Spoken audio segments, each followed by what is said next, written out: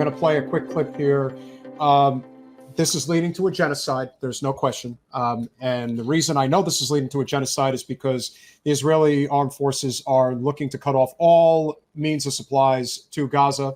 By the way, the fact that that can be done from one side to the other completely defines the problem. Yeah. That right there, that's the problem. This is not a conflict. It's not a conflict.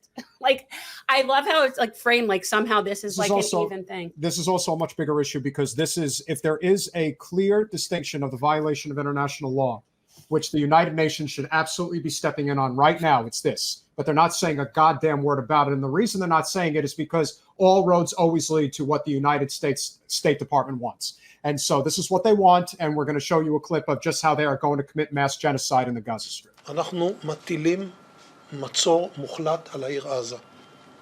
אין חשמל, אין מזון, אין מים, אין דלק. הכל סגור. אנחנו נלחמים בחיות אדם ואנחנו נוהגים בהתאם.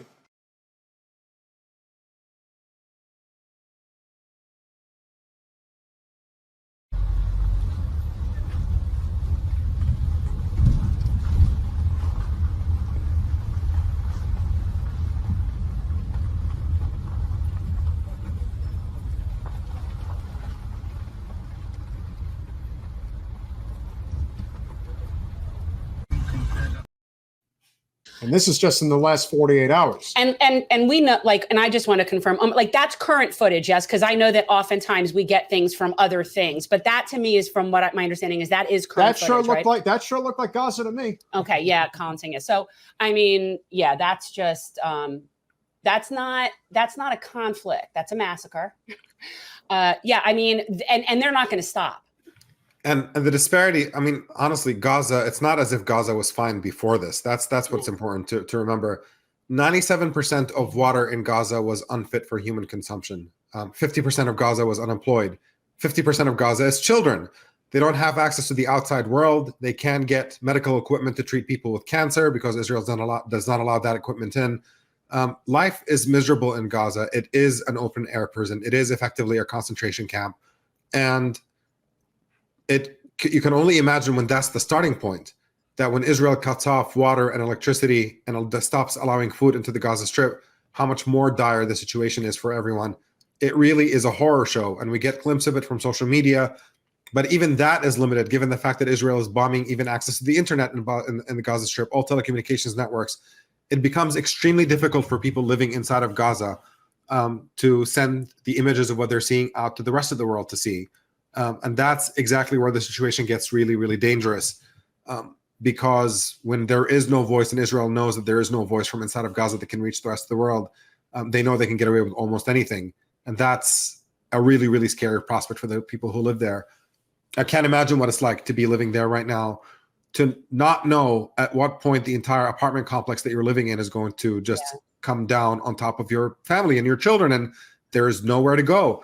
Netanyahu talks about everybody, it's time to leave. We're going to target this area, that area.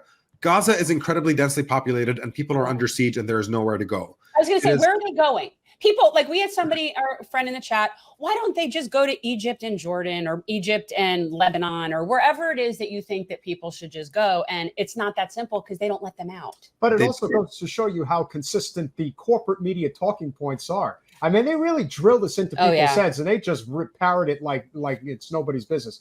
And it's always interesting how, you could just look at Osama bin Laden. First, he was our ally in the mid-'80s, and then he became the biggest enemy in the world. And everything could be traced to when you were useful versus when you're no longer useful.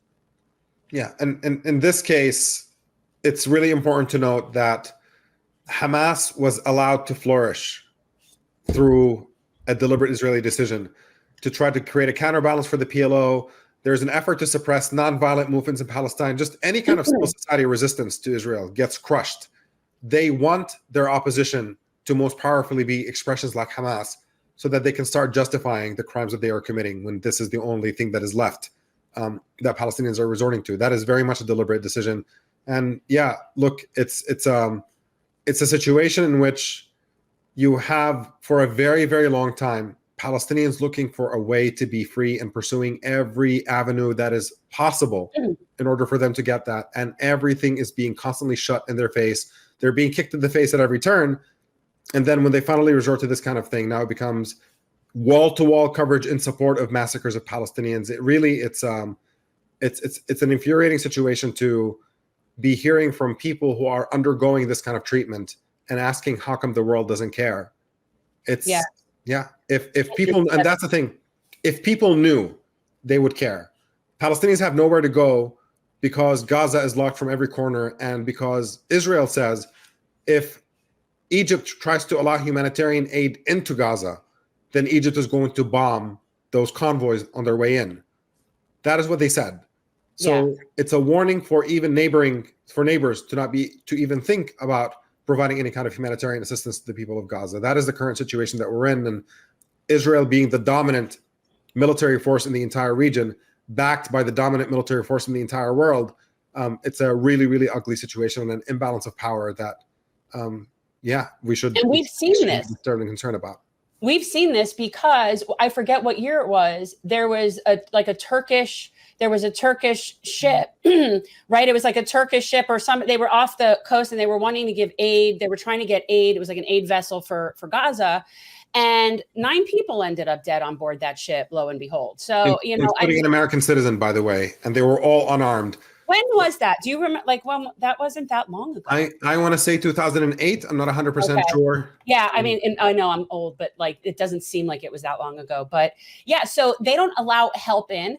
You're not allowed to. And by the way, people who don't realize this, there are at least 26 states in this country that have anti-BDS legislation on their books. So you're not even allowed to protest with your dollars, even though the same people say your dollars are speech. So it's really interesting here. So this is, by the way, I realized I had this epiphany of when I started really unraveling my whole Zionist thing. I've always known it was screwed up. Like I always sort of had a sense that as like an adult, this isn't right. But really, when the anti-BDS stuff started happening, that was like when I really started picking away at the onion and realizing, well, wait a minute, you're not allowing people to peacefully protest. What are you afraid of? And then I started digging, and it's just gotten worse since there. And I recently have realized that I was used as a tool in ethnic cleansing when I was in Israel. And I did not know that at the time. So this has been like a really, it's not been good for me the past few years. And I think, look, the anti-BDS stuff, I think, is worth touching base on real quick, because in America, the concept of political boycotts is protected by the First Amendment of the Constitution, defended by the U.S. Supreme Court on those grounds. You remember, in the founding of the country, boycotting British tea was part of the foundation. During the Civil Rights Movement, boycotting the Montgomery bus boycott is part of the Civil Rights Movement. We have a long history in this country of fighting for justice through boycotts. And now we have a situation in which, with the help of the Israeli government, they brag about their role in it. Laws are being passed around states, making it punishable to boycott Israel, not just Israel, by the way, to even boycott Israeli settlements, which are considered war crimes under international law. That can cause you to be punished by the U.S. government, denial of contracts with the public schools and things of that sort. So you have a situation in which you can boycott American companies and American states and American whatever, and that's totally fine. That's free speech. But if you boycott a foreign country's war crimes, then the government can take away your job if you have a contract. And the worst case scenario, by the way, there was one incident in which Hurricane Harvey in Texas, I don't remember what year that was, a while back. There was a town in Texas that said you could not qualify for hurricane relief unless you signed this document that said that you do not boycott Israel. It's a level of insanity. It's an obvious violation of the First Amendment. Thankfully, the ACLU has sued in multiple states and has won and caused these laws to be rolled back in some cases, but they come back with certain tweaks that makes them more difficult to challenge. It's a real battle for free speech that I think is ongoing, and one that Americans should be paying attention to.